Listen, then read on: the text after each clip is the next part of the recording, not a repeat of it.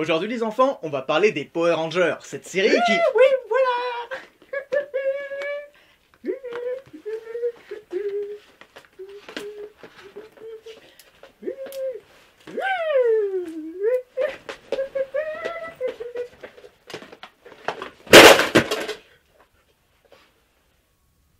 Bah j'étais dans la forêt et un gros moustique m'a piqué. Heureusement j'avais ma tongue dedans.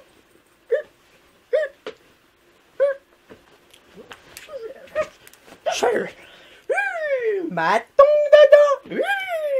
Il y avait un gros dard à l'intérieur. Oui, non mais c'est parce que c'est un gros moustique, hein, ça arrive les gros moustiques. Un gros moustique. C'est un accident.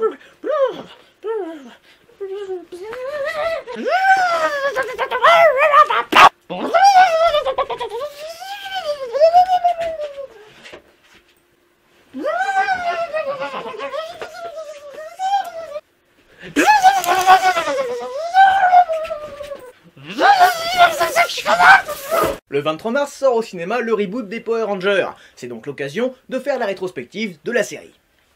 Et faire des clics et des vues et plein d'autres trucs. Un peu aussi.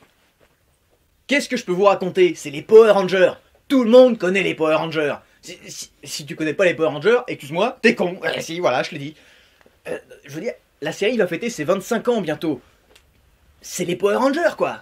Les Power Rangers, c'est un dérivé des Super Sentai, des séries japonaises où des super-héros en spandex se battent contre des monstres en caoutchouc à coups d'arts martiaux, d'armes laser et de robots géants.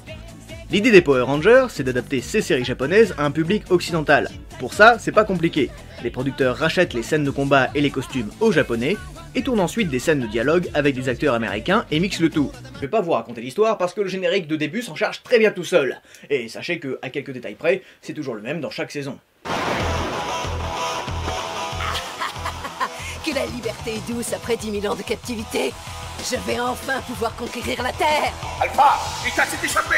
Pour le décontrer, il nous faut des jeunes courageux et forts.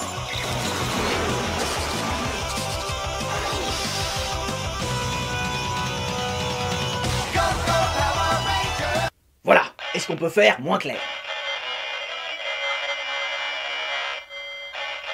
Le résumé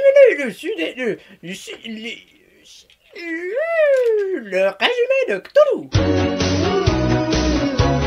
Bah, depuis quand vous avez votre propre rubrique dans l'émission, vous? Depuis que vous m'avez dit de plus ranger mes thons dans les water. Bah, où est le rapport? Je peux ranger mes thons dans les water. Alors les Power Rangers, c'est des Jones. Et il y a des méchants avec de chouettes bonnets. Il y a un monsieur dans un tube, il les fait venir contre leur gré. Il leur donne des jolis costumes de la couleur de leur peau. Ils piffent et pan, ils se battent contre des méchants. Et puis après, il y a des dinosaures. Et ils se transforment en robots. Ils se battent encore. Et puis le méchant, il fait des boum. Et puis ils ont gagné. C'était les Power Rangers. À la prochaine pour le le résumé de Cthulhu. J'espère qu'ils vont pas nous faire chier avec l'origine des Power Rangers pendant 1 heure dans le film. Je le sens gros comme une cabane, ça. On va suivre leurs petits problèmes pendant 20 minutes, ils se connaissent pas, ils s'aiment pas, ils vont apprendre à s'aimer, ils vont devoir apprendre à maîtriser leurs pouvoirs, ils vont nous pondre une histoire comme quoi Zordon et Rita, en fait ils sont frères et sœurs parce que c'est à la mode de faire ça. L'ambiance du film a l'air plutôt cool, mais c'est pas parce qu'ils font un truc qui a l'air plus sérieux que ça doit être chiant. Y a pas besoin de plus que les 10 minutes de la série pour raconter les origines. Moi ce que je veux voir pendant 1h30, c'est des combats avec des robots géants. D'ailleurs, le film a l'air de se baser sur la première saison Mighty Morphin, avec les Zords dinosaures.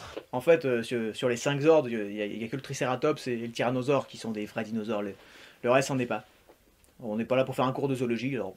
Mais les Power Rangers, il y en a pour tous les goûts. Ils ont été dans l'espace, voyagé dans le temps, ils ont été des samouraïs, des flics, il y a eu à peu près toutes les déclinaisons que tu peux faire en super, ultra et méga. Maintenant, c'est des pirates qui peuvent se transformer en anciens Power Rangers d'autres séries, ce qui est méga cool, et qui a donné aussi lieu à un épisode de team-up gigantesque de Power Rangers, où toutes les générations étaient réunies avec les acteurs d'origine. Enfin, pour ceux qui n'étaient pas morts en prison. Comme derrière chaque série pour enfants, il se passe toujours des trucs assez horribles dans les coulisses.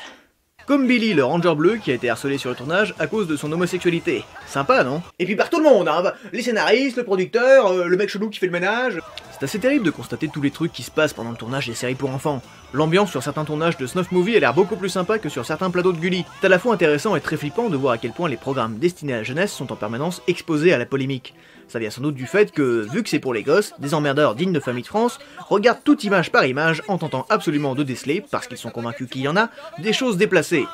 Or, je reste persuadé que les mecs qui ont fait ça ou ça n'étaient pas des gros pervers sexuels détraqués ou des gros rigolos, mais que c'est juste les gens qui ont l'esprit super mal placé. Moi y compris. Enfin si, parfois il y a des gros pervers rigolos qui mettent des trucs sexuels dans les dessins animés, mais ça c'est très rare. Parfois ce que l'on peut injustement taxer de déplacé est juste dû au hasard, ou peut-être fait maladroitement, sans l'intention de nuire, et parfois même, l'auteur n'a pas idée que ce qu'il fait puisse être jugé comme mal intentionné. Comme la couleur des costumes par exemple. Le ranger noir est noir. Enfin, de peau je veux dire. Eh bien ça, moi par exemple, ça ne m'a jamais dérangé. Mais pourtant, plusieurs personnes se sont plaints, et dès la saison suivante, le ranger noir est devenu le ranger bleu. Enfin, je veux dire, non, il est resté noir, mais le ranger bleu est devenu noir, et ils ont mis un blanc à la place du ranger noir. Enfin, le ranger noir, lui, il devenait le bleu, et à la place, ils ont mis un ranger blanc, enfin, il était blanc mais de peau, et du coup, il est devenu le ranger bleu. Enfin, noir, et du coup, le ranger noir était bleu. Enfin, non. D'ailleurs, pour le reboot qui arrive, il y a à nouveau eu une polémique sur les costumes. Attention, tenez-vous bien. Tenez-vous bien, attention. Vous êtes prêts? Attention, hein. On voit la forme des seins des rangers filles sous leur armure. Voilà, maintenant voici les armures en question. Certains ont été jusqu'à dire qu'on ne voyait que ça, que les poitrines débordaient carrément des armures. Alors, est-ce qu'après tout ce temps, plus rien ne me choque, ou est-ce que les gens qui ont créé cette polémique étaient juste des gros frustrés qui n'ont absolument rien à foutre? Oui, ce sont des femmes qui ont des seins, en effet. Enfin, elles sont pas à poil non plus. Enfin, je veux dire, si ça vous fait bander, prenez un paquet de bromure, je sais pas. Enfin, là, à part les fétichistes des Power Rangers... Il y a aussi le fait qu'elles aient des talons, et que du coup, ça serait pas possible de se battre avec. Alors, outre le fait que l'on parle de gens qui arborent des armures qui leur confèrent des pouvoirs surpuissants, qu'ils revêtent uniquement en appuyant sur la boucle de leur ceinture, qui conduisent des robots géants en forme de dinosaures, qui s'assemblent pour faire un robot encore plus géant, tout ça pour tuer des monstres venus de l'espace, qui eux aussi peuvent devenir géants grâce à une sorcière alien, tout ça parce qu'une tête dans un tube leur a demandé, je suis persuadé que c'est possible de se battre en talons. Démonstration.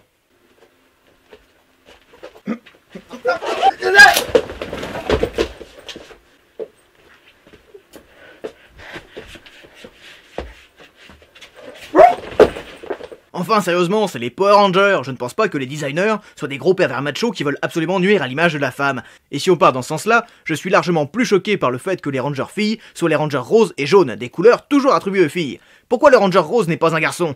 Vous voulez lancer un débat à la con? Allons-y. C'est de la fiction, putain. Si les seins dérangent tant que ça, on a qu'à virer les nanas et faire une équipe de mecs tous fringués en blanc. C'est quoi cette société où on n'a pas le droit d'être une femme fière de son physique? Vous voulez jouer au con? On va jouer au con. Vouloir masquer les attributs de personnes de sexe féminin, c'est avoir honte de la femme, vouloir la cacher, la faire passer pour un homme, afin que l'on ne doute pas de ses capacités. Bon, écoutez, réglons le problème, mettons aussi des seins aux Rangers hommes. Power Lady Boys, c'est tous des Lady Boys. Bon, sinon, il y a déjà eu 2 longs métrages au ciné qui sont assez oubliables finalement. Pour moi, pour le scénario du prochain, il devrait carrément se caler sur l'arc du Ranger vert de la première saison. Il y a tout ce qu'il faut de monter en tension, de cliffhanger, de combat badass, à tel point que quand j'ai re-regardé la série pour faire cette émission, j'ai cru que ça allait être la fin de la saison au 20e épisode, alors qu'il y en a 40. C'est con parce que, évidemment, c'est un peu kitsch, mais je vous jure qu'une fois replongé dedans, je suis comme un gosse devant chaque combat. Cette série va au plus simple, et putain que c'est bon. Les dernières saisons ont des combats vachement chiadés pour une série destinée aux enfants. Alors, évidemment, il y a du bon et du moins bon, et chacun aura son équipe préférée. Mais c'est aussi ça qui est cool. Bien que tout le monde s'accorde à dire que c'est le Ninja Ranger blanc le plus cool et le plus badass, putain c'est lui le meilleur. Putain il est trop énorme. Évidemment, faut être sensible à cet univers. Les gens ont tendance à se moquer des maquettes et des monstres, mais c'est ça qui fait tout le charme du Sentai. Je vous invite évidemment à voir les séries originales dont sont issus les combats. C'est d'ailleurs assez amusant de constater les différentes utilisations qui en sont faites entre les deux séries. Ah, les Power Rangers. Et vous voulez savoir un truc génial avec cette série? C'est qu'il y a quasiment l'intégralité de toutes les saisons sur Netflix. Et non, je suis toujours pas payé pour dire que Netflix c'est trop cool. Bordel de merde. C'est un véritable pan de notre enfance. Ah, des heures passées à essayer de monter mon Megazord qui... Ah, putain de bordel de merde de chier. Ah, mais monsieur Touloué, allez chercher le manuel, je sais pas moi. Ah, putain de sa race. T'imagines, mais si ça prenait autant de temps dans la série, il serait mort au 2e épisode. Ah, et puis... Ah, putain, j'abandonne. C'est pourtant simple. Hop là. C'est pas toi le mec qui collectionne les jouets, là? T'es trop chelou. C'est un mec qui collectionne les VHS qui me dit ça. Et moi, c'est les tongs. Qu'est-ce que tu veux? Je voulais juste montrer que t'es une brêle et que c'est facile de monter un Megazord, regarde. Go go Power Ranger. Na na na na na na na na na. Bah, Maintenant que t'es là, t'as qu'à nous faire un topo sur les jouets Power Rangers. C'était pas du tout prévisible? Absolument pas. Pour voir l'origine des jouets Power Rangers, il faut bien sûr aller sur l'archipel nippon, où Bandai distribue des jouets adaptés des Sentai depuis le milieu des années 70. Ce n'est qu'en 1992 qu'Ames Saban va avoir la curieuse idée d'adapter les jouets également pour le marché américain, car non, ce ne sont pas les mêmes qu'au Japon. En effet, ici, beaucoup plus de plastique et surtout, les fameuses figurines qui changent de visage qui sont exclusives chez nous. On retiendra également les méchants, qui me semble ne pas trouver dans la version japonaise.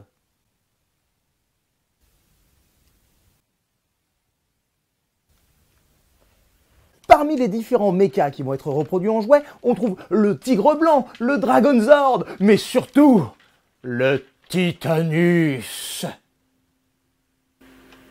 Ah, il manque un bout à mon Titanus.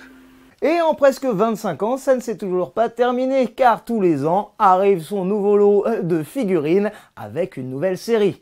Non, c'est bien l'un qui va avec l'autre, et pas l'inverse. Au fait, c'est quoi ton Ranger préféré? Bah le vert. Celui des Mighty Morphin? Mais il est tout pourri. Bah non, il est classe, même qu'au début c'est un méchant. Ouais, mais sa dague, c'est une flûte. Le Ranger blanc, il a une épée qui parle. Arrête, il pue du cul ton Ranger blanc. Le vert, il a un Dragon Zord. Mais le Ranger blanc, il a une épée qui parle. Y a rien de plus badass. Bah la flûte aussi, elle est très badass, hein. Mais elle parle pas, c'est ça que tu comprends pas. C'est juste une flûte. Mais elle est où ta dague? Moi je vois juste un gros god Michel avec une tête de sphinx, hein. Mais c'est pas un god, enfin, c'est une épée avec une putain de tête de tigre qui parle.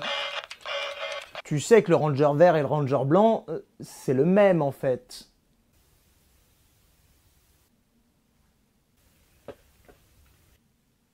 Mais le blanc il a une épée qui parle, enfin, vert, mais tout le monde sait le qu'il est le vert, meilleur, c'est le le ninja. ninja, Arrête, avec c'est sa un ninja, avec c'est sa un ninja, c'est le meilleur, flûte. il appuie de son épée, elle parle à une tête.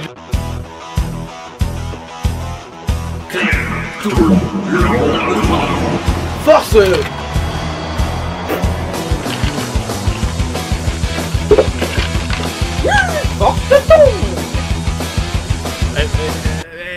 J'ai même pas de costume, moi. Moi j'en ai. Vous serez Tomboy. Et je vous donne, ou du moins je vous prête, Mister Soko.